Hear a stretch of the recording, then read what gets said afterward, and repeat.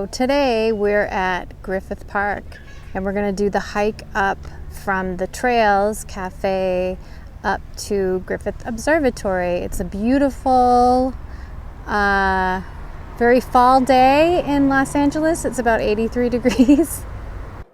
Hello, my friends.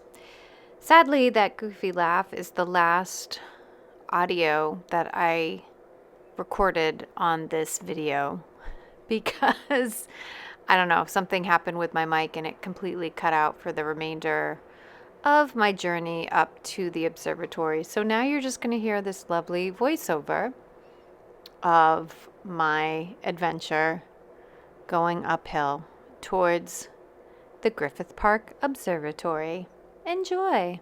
And speaking of friends, here is Mr. Squirrel, or as I like to call him, Mr. Chub Chub, who has clearly been fed by everybody in the park.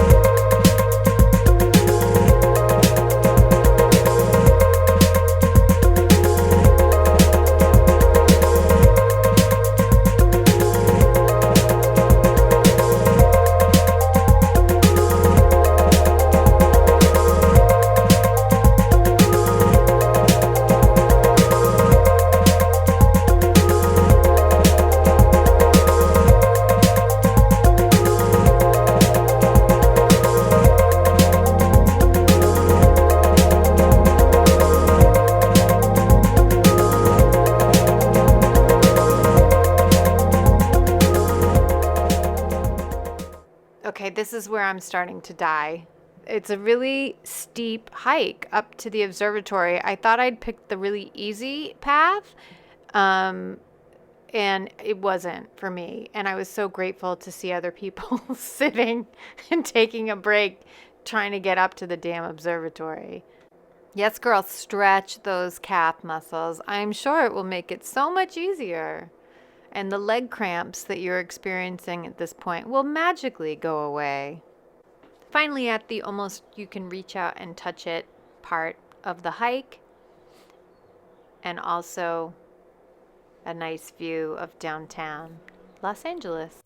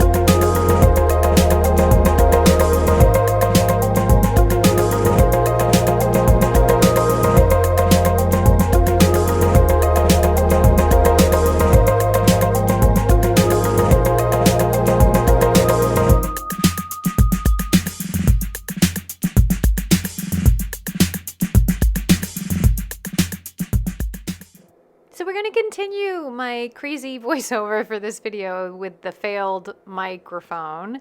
I'm talking here essentially about the history of Griffith Park, which is one of the largest parks in Los Angeles.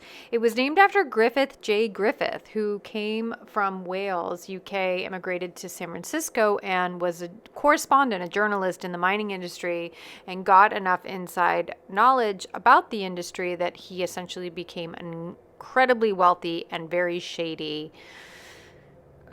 mining tycoon and landowner, and he married very well. He married Mary Agnes Christina Mesmer, and her father was Louis Mesmer, an early LA settler and very, very wealthy businessman. And together, they donated about 3,000 acres to the city of Los Angeles for the purpose of a park. In 1903, while vacationing in beautiful Santa Monica, California, he shot his wife in the face, and she survived, and he went to jail, and she divorced him. And when he got out of jail just a few years later, he wanted to continue to be an influence in the park, and he essentially gave more money left in his will to build the observatory and the Greek theater. Unfortunately, there is no mention of Mary Agnes Christina Mesmer, and I do agree that I think she should get more credit for dealing with this man and also providing him with enough stability and inheritance money for him to make such a large donation to the park. Here I am leaving the park, and look at how freaking happy I am. You know why? Because I'm going downhill, and the pain in my legs is starting to subside, and the sweat is starting to dry. Here I think I'm talking about essentially the haunted stories that surround Griffith Park. It's allegedly haunted by Griffith J. Griffith, who just couldn't seem to let go of his prized donation. There is also a haunted old zoo in the park that's used. There's a haunted hay rides, which in my opinion is pretty freaking awesome, every Halloween. But they do say that this old zoo, it's an abandoned zoo. It was formerly, I think, animals that were used in movie productions, like lions and tigers and bears. Oh my. And the